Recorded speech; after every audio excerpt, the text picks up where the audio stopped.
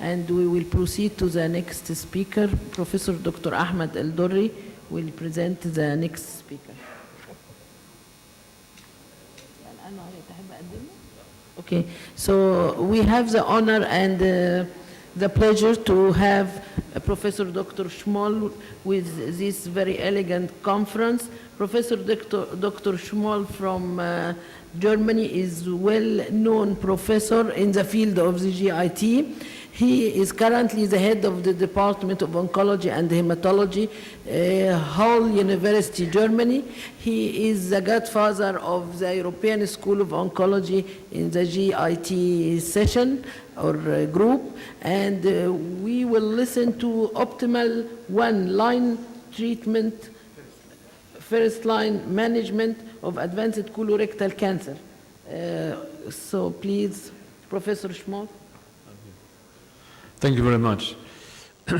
And thank you, Professor Hesham El-Ghazali, really very deepful for your kind invitation, second time to this excellent meeting and excellent event.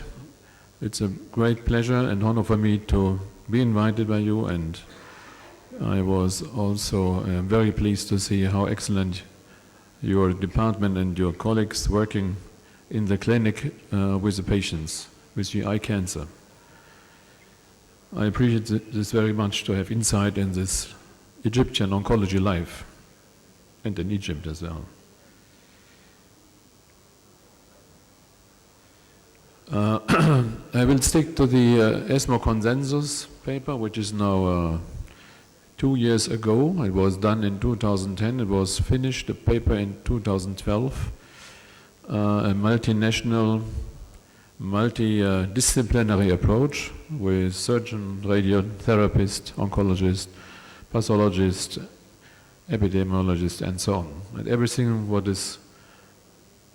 you should know and what you want to know about diagnosis and treatment of colorectal cancer, colon and rectal cancer, is in this 35 pages, or like this, in Annals of Oncology.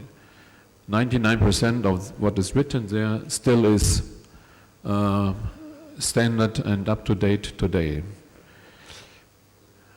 I just refer to the first line treatment choice because this was my task. For this I had developed this grouping system, which is group 0, which is clearly resectable liver metastases, 0 resectable liver metastases, which is a very clear defined group. Surgeons say it's not so clear defined, radiologists as well, but we know what this means. And the treatment here is very clear. It's standard should be preoperative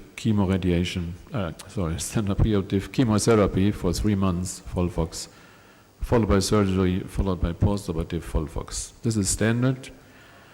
If patients do not receive FOLFOX before, then at least they should receive postoperative FOLFOX for 6 months. So that's easy. And then there are 3 groups for those patients who have non-resectable, zero resectable liver metastases. Group 1, these patients have no metastasis outside of the liver, clearly, might have lymph node metastases. And for those patients, it's clear we have to give the best what we have up front. First line treatment must be most active chemotherapy. We want to achieve tumor shrinkage to enable secondary resection, because we know that those patients have a chance, at least a chance for long-term survival if they got good response followed by good resection. The group 2 is those with multiple metastases or sites, so liver, lung, or lymph node, or lung plus lymph node. And by the way, liver and lung are the same. So if group 1 is also the same for lung only, they have both have the best chance for long-term survival. And also, lung metastases should be resected after the induction chemotherapy. So group 2 is a group which has metastases, but is not resectable, at least not clearly a patient who will be resectable in a few months after chemotherapy, but he has aggressive disease, multiple disease with symptoms or aggressive disease. So this patient, again, needs very fast tumor shrinkage, otherwise he will deteriorate, be worse, do not get optimal chemotherapy anymore. So here as well we need some sort of very active upfront combination, probably not the most toxic and the most effective, but at least effective one. And the aim here is tumor shrinkage as soon as possible, reduction of symptoms, and probably in some patients resection. Group 3 are all the other ones, old, frail, multiple metastases, never go for resection because they have not the clinical situation for resection. If they are ill and cannot undergo surgery, then you don't look for resection. All these patients are group 3. So here we want to have no toxicity, but prevent from progression. Stop the activity of disease as long as possible with minimal toxicity. It's very easy to put patients into these groups with such an algorithm, which is also in the paper. Takes 1 minute or less. And this is the slide for the selection of the treatments, first-line treatments, based on the literature, based on the opinion of the panelists, but basically it's based on the literature. And you see one major difference. The RAS wild-type patients, which it's 50% of the patients now, they have another algorithm. They have FOLFIRI or FOLFOX plus cetuximab or FOLFOX panitumumab for group 1 as the preferred choice. And it's very clear why, because they make remission more than bevacizumab. So all mutant patients, for them remains bevacizumab combination up front for group 1. For group 2, it's more or less the same. And the cetuximab and panitumumab and bevacizumab are in the same order, so there is no preference anymore, not real preference between both.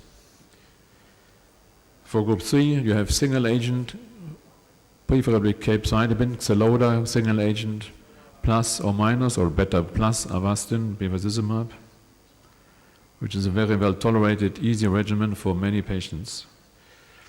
Or the standard combination, so either watchful waiting until progression occurs and then start treatment. So everything which is low toxic and can help the patient for wild type as well as the mutant type. So you know all this data. I will not go through the data of efficacy. You know, everybody knows that bevacizumab is in meta-analysis improving survival, progression-free survival, as on this slide, and overall survival in this slide. So bevacizumab is one piece of the chemotherapy because it activates or increases efficacy of the chemotherapy without own relevant toxicity. Hazard ratio is 0.83 for survival. Same with cetuximab, panitumumab. There's an improvement of survival as well. If you look on all these trials, all are left of the middle. Hazard ratio is the same, about 0.82. So both are improving survival. For the EGFR inhibitors, we have a new rule. I don't know whether in Egypt there is the standard now, the NRAS evaluation and the KRAS exon 3-4 evaluation. We call this new RAS mutation or all RAS mutation, which is now prescribed in Europe and United States. If you use EGF inhibitor, you have to do NRAS as well, exon 3-4, and KRAS mutation exon 3-4. This reduces the number of patients able to undergo the cetuximab, panitumumab, first line or second line, whatever. It's 50% of the patients. Before it was 60, now it's 50% because we lose these new RAS mutation patients. The difference is bevacizumab for all, cetuximab, panitumumab only for 50% of the patients. This is the picture from the PRIME study where 40% have exon 2 KRAS mutation, but there are several other patients who have in all the other exons in NRAS and KRAS mutations. BRAF is about 5% to 8% in this study. So this is obligatory to be measured. Why? You see here the reason. If you look on the, can you do this? No, it doesn't work. If you look on the third part, second part, where wild type, no, the second curve, wild type with a red arrow, the wild type RAS. You see that the patients who received panitumumab in this trial have a reduced survival. That means if you give these patients with RAS mutation, any RAS mutation, if you give them cetuximab, panitumumab, you shorten their survival instead of prolonging their survival. And therefore it's mandatory to make this all RAS evaluation, otherwise you kill unnecessary patients. Otherwise, if you look on the first part, all wild-type RAS and new RAS, the difference in survival is 6 months in the PRIME study, favoring the panitumumab, if you take all RAS or new RAS patients. So what we know as well is that the bevacizumab trials show no improvement in response rate, whereas cetuximab, panitumumab trials show improvement in response rates. So cetuximab is active in reducing tumor load. Bevacizumab increases progression-free and overall survival. So if you want to reduce the tumor load for resection of metastases, to give the surgeon optimal dose metastasis reduction, then we have decided that we use cetuximab first line if they are RAS wild type. You see here the difference in liver only and liver resection patients. In non-resectable liver-limited disease from the trial, there is indeed a significant increase in the CRYSTAL and OPUS trial as well as in the PRIME trial. So that's a fact that this drug increases response rate or the deepness of response. If you look on the German CELIM trial from my group, in liver-only patients, shows that FOLFOX or FOLFIRI cetuximab in RAS wild-type patients, response rate is 70%, zero resection 33%, and in the progression-free survival, significantly improved by cetuximab and has all survival as well. It's P 0.002. However, we see also that more or less all patients get a relapse. Even with cetuximab, they get a relapse after surgery. Something is not still optimal. Survival is better, but it's still only a minority of patients have long-term survival, about 30% in this study. I think that is due to the shortness of chemotherapy. These patients have only 6 months of treatment, median, from 4 to 8 months. And this is not enough. If they respond, they should be further on treatment to eradicate the micrometastases, which have been mentioned before. So I would think that we should give more chemotherapy to these patients, even if they respond nicely. The third regimen, which you have also in the curve, is the FOLFOX-IRI, the triplet, which increases as well response rate, zero resection rate in liver only, significantly from 12 to 36%. So we have now 3 regimens which are active. And the FOLFOX-IRI is cheaper than cetuximab or bevacizumab, clearly, because it's just irinotecan. And the last new regimen is a 4-drug regimen, FOLFIRI, bevacizumab. Has been shown from the Italian group Response rate is highly significantly better, 65% with a 4-drug regimen. It is also well tolerated. And you see also the progression-free survival, significant improved, 0.006. And the overall survival is borderline improved. So this is a regimen which is possible for all patients, RAS wild type and RAS mutant, and is acceptably tolerated and highly active. And you see the survival is more than 30 months median. So it's a very, very good regimen, and if you look on the BRAF patients, BRAF mutation, which is a very poor patient population, you see here that they have extremely benefit from this 4-drug regimen. The best benefit at all. So if you have a patient with BRAF mutation, you must use this regimen according to these data.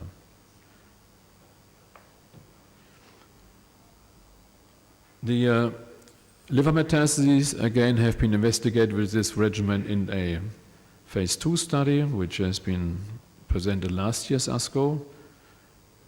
80 patients with liver metastases not resectable, FOLFOX bevacizumab or FOLFOX IRI bevacizumab, and you see an improvement in R0 resection rate, which is significant, 0.01, response rate from 60 to 80%, and a PFS from 12 to 18, 19 months. This demonstrates if you use FOLFOX IRI as a basis regimen and add bevacizumab, then you have the best available treatment today with very high efficacy in all patients, and in particular in liver metastases which are not resectable. So for me it's a favorite standard regimen now for those patients that we want to induce a remission, independent of RAS status. And for BRAF it's the best regimen anyway. You see here the major difference in progression-free survival in liver-only patients. The second study or third study to this question is done in my group in Germany with same FOLFOX bevacizumab plus or minus irinotecan FOLFOX bevacizumab. Study will be finished soon and we wait for the results. Okay, there's some benefit also for the cetuximab-based 4-drug regimen with 80% response rate, but it's much more toxicity, and it's also half of the patients only. So this is not as good, this 4-drug combination, due to toxicity and only for the wild-type patients.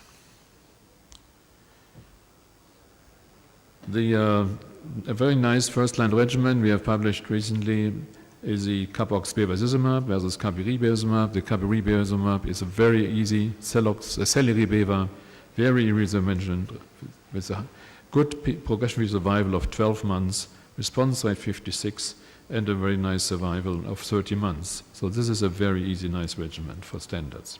So now for the final question, what is the preferred regimen in RAS wild-type patients?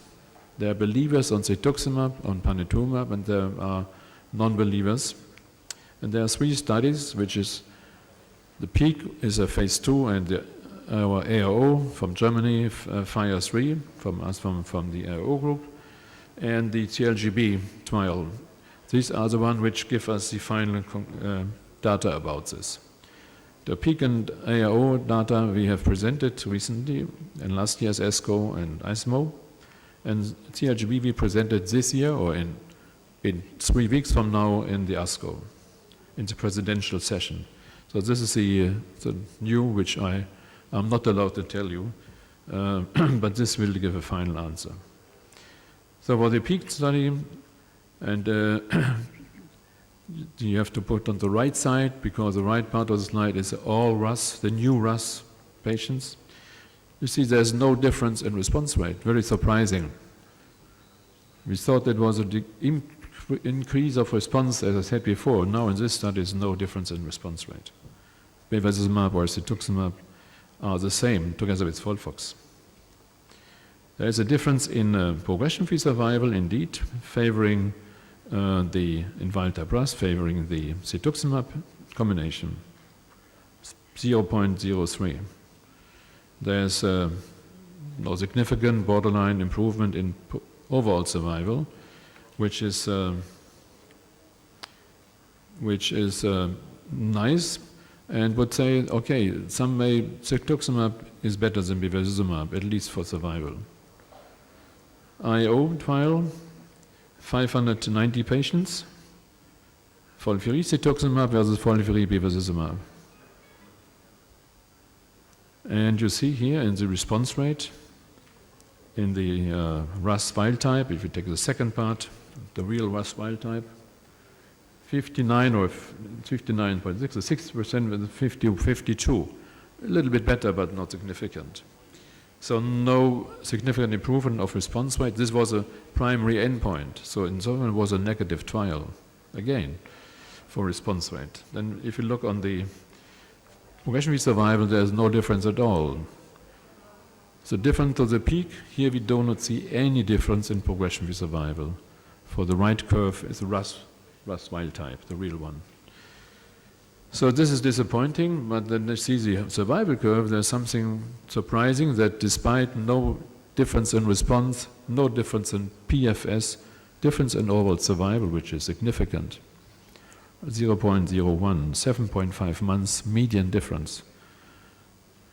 And nobody knows why this is the case in the moment. We still have not all the subgroup analysis and all these things.